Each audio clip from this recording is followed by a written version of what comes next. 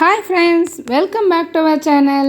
இன்றைக்கி நம்ம இந்த வீடியோவில் நம்ம வீட்டில் ரொம்பவே தொல்லை கொடுக்கக்கூடிய எலிகளை எப்படி வீட்டை விட்டு ஒழிக்கிறது அப்படின்றத பற்றி பார்க்கலாம். அது கூடவே சில கிச்சன் டிப்ஸ் அண்ட் ட்ரிக்ஸையும் பார்க்கலாம் ஃப்ரெண்ட்ஸ். நம்ம வீட்டில் அழையா விருந்தாளியாக வரக்கூடிய இந்த எலிகள் நம்ம வீட்டில் ரொம்பவே அட்டகாசம் பண்ணும். நம்ம வச்சுருக்கக்கூடிய நல்ல துணிகளை கிழிக்கிறதும், நம்ம ரொம்பவே முக்கியமாக வச்சுருக்கக்கூடிய சில ஃபைல்ஸு, பசங்களுடைய புக்ஸு, இதை எல்லாத்தையுமே கடித்து கொதறி ஒரு வழி ஆக்கும். இது மாதிரியே நம்ம வச்சுருக்கக்கூடிய உணவுப் பொருட்கள் மேலேயும் அதனுடைய எச்சத்தெல்லாம் விட்டுட்டு போகும். அதே மாதிரி அரிசி மூட்டையை வீணாக்கி வைக்கும். இந்த மாதிரி நிறைய வேலைகளை அந்த எலிகள் பண்ணும். அது மாதிரி இருக்கக்கூடிய எலிகளை நம்ம எப்படி ஓட விரட்டுறது அப்படின்றத பற்றி பார்க்கலாம் வாங்க. இதுக்காக நம்ம சில எலி பொறிகள்லாம் வச்சு பிடிப்போம். அப்படியும் அந்த எலி அதில் மாட்டாமல் ஓடிவிடும். அதெல்லாம் பார்க்கும்போது அடடா, நம்மளை விட ரொம்ப புத்திசாலியாக இருக்குது இந்த எலிகள் அப்படின்னு சொல்லிட்டு தான் நம்மளுக்கு தோணும். இந்த எலிகளை ஒழிச்சு கட்டுறதுக்கு நான் எடுத்துக்கக்கூடிய பொருள் என்ன அப்படின்னு பார்த்திங்கன்னா, நம்ம வீட்டில் சாமிக்கு தூபம் போடக்கூடிய அந்த சாம்பிராணி, எரிஞ்ச பிறகு இருக்கக்கூடிய அந்த சாம்பிராணியோட சாம்பல் தான். அந்த சாம்பலை கொஞ்சமாக எடுத்துக்கிறேன்.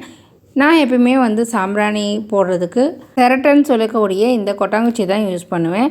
அதில் வைக்கும்போது நம்மளுக்கு எடுத்து அதை ரிமூவ் பண்ணுறதுக்கு ஈஸியாகவே இருக்குது. இப்போ இந்த சாம்பிராணியோட சாம்பலை 2 டீஸ்பூனும், அது கூட கொஞ்சமாக மஞ்சத்தூளும், ஒரு டீஸ்பூன் அளவுக்கான தனி மிளகாய் தூள் இருந்துச்சு, அந்த தனி மிளகாய் தூளையும் அது கூட ஆட் பண்ணிக்கிட்டேன். இது கூட 2 ரூபா ஷாம்பு ஆட் பண்ணிக்கிறேன். இந்த 3 கலவையையும் நல்லா கலக்கி விட்டுடுங்க. கலக்கி விட்டுட்ட பிறகு அதுக்கு எலிக்கு என்ன மாதிரி உணவு பிடிக்குமோ அந்த உணவுப் பொருளை நம்ம இது கூட ஆட் பண்ணிக்கலாம். அதுக்கு பார்த்திங்கன்னா, நீங்கள் கோதுமாவும் எடுத்துக்கலாம், இல்லைன்னா கடலை மாவு எடுத்துக்கலாம், இல்லை வேர்க்கடலை, இந்த மாதிரி ஐட்டம்ஸ் எதனா கூட எடுத்துக்கலாம். வாழைப்பழம், தக்காளி, இந்த மாதிரி பழ வகைகள் இருந்தாலும் அதை கட் பண்ணிவிட்டு அதுக்கு நடுவில் கூட இந்த கலக்கக்கூடிய இந்த கலவையை அது நடுவில் வச்சுட்டு மூடி வச்சிட்டோம்னா அந்த சாம்பிராணி வற்றி எரிஞ்சு இருக்கக்கூடிய அந்த சாம்பலானது எலியோட வயிற்றில் பிரச்சனை கொடுக்கும். அப்படி இருக்கும்போது எலிகள் நம்ம வீட்டு பக்கம் வராது. பழங்கள் எதுவும் அப்படி இல்லை அப்படின்னா எலிகளுக்கு பிடித்தமான ப்ரெட்டு, இல்லை கோதுமாவு, கடல மாவு, இந்த மாதிரி ஐட்டம்ஸ் இருந்தாலும் நம்ம எடுத்துக்கலாம். நான் இப்போ இதை என்ன பண்ண போகிறேன் அப்படின்னா, கொஞ்சம் பேஸ்ட் பதத்துக்கு தான் இதை நான் ப்ரிப்பேர் பண்ணிக்கிறேன். இந்த மாதிரி பேஸ்ட் பதத்துக்கு செஞ்சதை நம்ம எலிகளுக்கு பிடித்தமான எந்த பொருளில் வேணாலும் நம்ம தடவி வைக்கலாம். ஆனால் நான் இப்போ இதை எதில் தடவை போகிறேன் அப்படின்னா, பேப்பரில் தான் தடவை போகிறேன். எலிகள் எதை சாப்பிடுதோ இல்லையோ கண்டிப்பாக பேப்பரை கொஞ்சமாவது அது கடித்து தின்னாமல் இருக்காது. அதனால் நம்ம ஒரு 4-5 குட்டி குட்டி துண்டு பேப்பர்களாக கிழிச்சிக்கலாம்.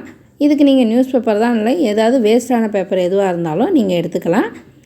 இது மாதிரி ஏதாவது ப்ரெட்டு இல்லை பொறை அது மாதிரி ஐட்டம்ஸ் இருந்தாலும் அதில் கூட நம்ம இந்த பேஸ்ட்டை தடவி வைக்கலாம். இப்போ நான் கிழிச்சு வச்ச அந்த பேப்பரில் தான் இந்த பேஸ்ட்டை தடவி விட போகிறேன்.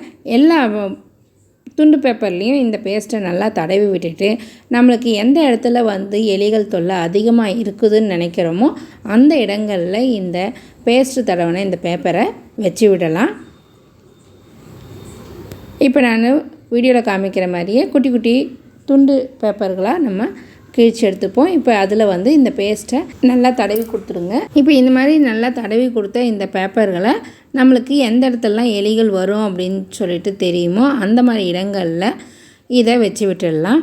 இதில் இருக்கக்கூடிய இந்த ஷாம்போட வாசனைக்கும் சாம்பிராணி தூளோட வாசனைக்கும் கரப்பாம்பூச்சி, பல்லி எதுவுமே வராது. கேஸ் ஸ்டவ்வுக்கு அடியிலலாம் கரப்பாம்பூச்சி தொல்லையும் பல்லி தொல்லையும் அதிகமாக இருக்கும். அதே மாதிரி வரக்கூடிய எலிகள் ஏதாவது தின்னுட்டு அந்த கேஸுக்கு அடியில் தான், ஸ்டவ்வுக்கு அடியில் தான் போய் உக்காந்துருக்கோம். அந்த மாதிரி இடங்களில் இந்த மாதிரி இதை வச்சு விட்டுடலாம். இந்த பேஸ்ட் தடவின ஒரு ஷீட்டில் மட்டும் கொஞ்சம் அதிகமான அளவு போராக்ஸ் பவுட்ரு அப்படின்னு சொல்லிட்டு கடைகளில் விற்கும். அந்த போராக்ஸ் பவுட்ரை கொஞ்சமாக தூவி விட்டுக்கோங்க. அதை நல்லா இந்த மாதிரி நல்லா சுருட்டிட்டு அதுக்கு மேலே இன்னொரு பேப்பர் போட்டு நல்லா பால் மாதிரி சுருட்டி எடுத்துக்கோங்க. இதை எங்கே வைக்க போகிறோம் அப்படின்னு பார்த்தீங்கன்னா, நமக்கு எந்த இடத்துல எலி கண்டிப்பாக இந்த பக்கமாக தான் வருதுன்னு சொல்லிட்டு நம்மளுக்கு தெரியுதோ அந்த இடத்துல இந்த பாலை அந்த இடத்துல வச்சிட்டிங்கன்னா எலிகள் அந்த பக்கமாக வரும்போது எப்படியும் அந்த பேப்பரை கடிக்காமல் இருக்காது. அந்த மாதிரி கடிக்கும்போது அதில் தடவி வச்சுருக்கக்கூடிய அந்த போரக்ஸ் பவுடரும் அந்த சாம்பிராணியோட சாம்பலும் அதனுடைய வயிற்றுக்கு பிரச்சனையை கொடுக்கும். அதில் மிளகாத்தூளோட வாசம் இருக்கிறதுனால கண்டிப்பாக அது ஏதோ ஒரு தின்பண்டம் அப்படின்னு சொல்லிட்டு தான் அது கண்டிப்பாக சாப்பிட பார்க்கும். அந்த மாதிரி சாப்பிடும்போது அதனுடைய வயிறு பிரச்சனை பண்ணும்போது கண்டிப்பாக அந்த எலிகள் நம்ம வீட்டு பக்கம் வரவே வராது. அது வர வழியில் இந்த மாதிரி நம்ம தடவி விட்டுட்டோம்னாலும் அந்த இடத்துல எலிகள் வராது. ட்ரை பண்ணி பாருங்கள், ரொம்பவே எஃபெக்டிவாக இருந்துச்சு. இந்த மாதிரி செய்யறதுனால கரப்பாம்பூச்சி, பல்லி, எலிகள் தொல்லையிலேருந்து நம்ம விடுபடலாம். ட்ரை பண்ணி பாருங்கள், ரொம்பவே ஹெல்ப்ஃபுல்லாக இருக்கும். நெக்ஸ்ட்டு சில கிச்சன் டிப்ஸ் அண்ட் ட்ரிக்ஸையும் பார்க்கலாம் வாங்க. நம்ம மிளகாத்தூள் அரைக்கிறதுக்காக கடாயில் மிளகாவை போட்டு வறுக்கும்போது அதனோட நெடி தாங்காமல் நம்மளுக்கு புறையேற மாதிரி இருக்கும். அந்த மாதிரி இல்லாமல் இருக்கிறதுக்கு, நெடிகள் வராமல் இருக்கிறதுக்கு அதில் கொஞ்சமாக உப்பு போட்டு அந்த மிளகாவை வறுத்து பாருங்கள். நெடி எதுவுமே வராது. ட்ரை பண்ணி பாருங்கள். இந்த டிப்ஸ் ரொம்பவே யூஸ்ஃபுல்லாக இருந்துச்சு. மிளகாவை சூடு ஆறின பிறகு அந்த ஜாடியில் போட்டு மூடி வைங்க. அப்போவே அந்த மிளகாயில் எந்த ஒரு பூச்சியோ எதுவுமே வராது. ரொம்பவே யூஸ்ஃபுல்லாக இருக்கும். நம்ம அப்படியே வாங்கிட்டு வந்த மிளகாவை நம்ம ஏர்டைட் கண்டெய்னரில் போட்டு வச்சோம்னாலும் அதுலேருந்து ஏதாவது பூச்சி மாதிரி பறக்க செய்யும். அந்த மாதிரி இல்லாமல் இருக்கிறதுக்கு இந்த டிப்ஸ் ரொம்பவே யூஸ்ஃபுல்லாக இருக்கும். நம்ம முட்டைகளை வேக வச்சுட்டு அந்த தோலை உரித்து வீணாக தூக்கி கீழே தான் போடுவோம். அந்த மாதிரி இருக்கக்கூடிய முட்டை தோலை எடுத்து காய வச்சுட்டு அதை மிக்ஸி ஜாரில் போட்டு அரைச்சி எடுத்துக்கோங்க. இதனால் மிக்ஸி ஜாரோட பிளேடு ஷார்ப்பாகும்.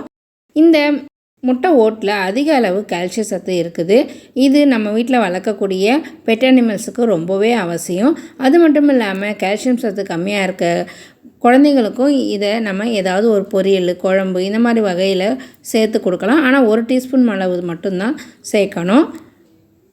நிறைய அளவு சேர்த்துடக்கூடாது. பாயில் பண்ணுற முட்டையில் மட்டும் செய்கிறது இல்லாமல் பாயில் பண்ணாமல் நம்ம முட்டையை உடச்சி ஊற்றுவோம் இல்லைங்களா, அதில் கூட அந்த முட்டையை கூட கழுவிட்டு அந்த முட்டை ஓட்டை கழுவிட்டு இந்த மாதிரி செஞ்சு எடுத்து வச்சுக்கலாம். ஒரு ஏர்டைட் கண்டெய்னரில் போட்டு மூடி வச்சிட்டிங்கன்னா நம்ம செய்யக்கூடிய ஃபுட் ஐட்டத்தில் கலந்துக்கலாம். அதே மாதிரி நம்ம வீட்டோட பெட்டுங்களுக்கும் இந்த கால்சியம் சத்து முழுமையாக போகிறதுக்கு இந்த முட்டைத்தோல் ரொம்பவே யூஸ்ஃபுல்லாக இருக்கும். ட்ரை பண்ணி பாருங்கள். அடுத்ததாக நம்ம நெத்தியில் வைக்கக்கூடிய குங்குமம் நம்ம வெளியில் எங்கன்னா போனோம்னா காற்றுலையோ இல்லை நம்மளுடைய கைப்பட்டோ கலைஞ்சி போயிடும். அந்த மாதிரி கலையாமல் இருக்கிறதுக்கு நாள் ஃபுல்லாக நம்ம நெத்தியில் அந்த குங்குமம் போட்டு இருக்கிற மாதிரி செய்கிறதுக்கு என்ன பண்ணலான்னா, நம்ம குங்குமம் வைக்கக்கூடிய இடத்துல கொஞ்சமாக வேஸ்லின் இல்லைன்னா விளக்கெண்ணெயை அந்த இடத்துல தடவி விடலாம். விளக்கெண்ணெய் இல்லைனா கூட நீங்கள் தேங்காய் எண்ணெயை தடவி விட்டுட்டு அது மேலே இந்த குங்குமத்தை வைக்கும்போது நாள் முழுக்க உங்களுக்கு அந்த குங்குமம் போட்டு அலையாமல் அப்படியே இருக்கும். ட்ரை பண்ணி பாருங்கள், ரொம்பவே யூஸ்ஃபுல்லாக இருக்கும். இது மாதிரி குழந்தைங்க ஸ்கூலுக்கு போகும்போது இது மாதிரி வச்சு அனுப்பிச்சோம்னா ஈவினிங் வர வரைக்கும் அவங்களுடைய முகம் இந்த குங்குமம் போட்டு கலையாமல் அழகாக இருக்கும். ட்ரை பண்ணி பாருங்கள். இந்த டிப்ஸ் பெண்களுக்கு ரொம்பவே யூஸ்ஃபுல்லாக இருக்கும். நம்ம வீட்டில் பருப்புகள்லாம் வாங்கி வச்சுருப்போம். அந்த மாதிரி வாங்கி வச்சிருக்கக்கூடிய பருப்புகளில் கொஞ்ச நாட்கள்லேயே அதில் புழு, வண்டு இதெல்லாம் வரும்.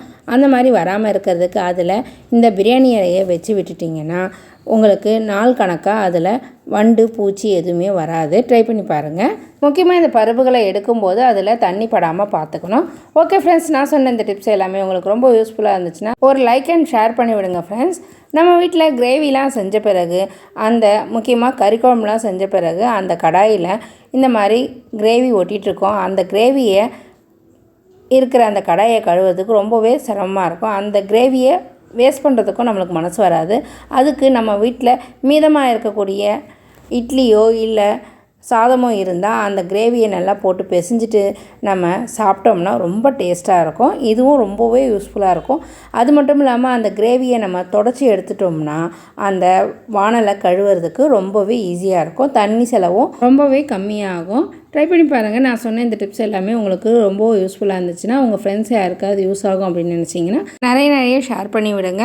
மறக்காமல் சேனலையும் சப்ஸ்கிரைப் பண்ணிக்கோங்க. சப்ஸ்கிரைப் பண்ணாமல் நிறைய பேர் பார்க்குறீங்க ஃப்ரெண்ட்ஸ். சப்ஸ்கிரைப் பண்ணிவிட்டு பாருங்கள். அது மட்டும் இல்லாமல் பக்கத்தில் இருக்க பெல் ஐக்கானில் ஆல் ஆப்ஷன் கொடுத்துக்கோங்க. அப்போ தான் நாங்கள் போடுற எல்லா வீடியோஸும் உடனுக்குடன் உங்களுக்கு நோட்டிஃபிகேஷனில் வரும் ஃப்ரெண்ட்ஸ். நெக்ஸ்ட் வீடியோவில் பார்க்கலாம் ஃப்ரெண்ட்ஸ். தேங்க்ஸ் ஃபார் வாட்சிங். பாய்.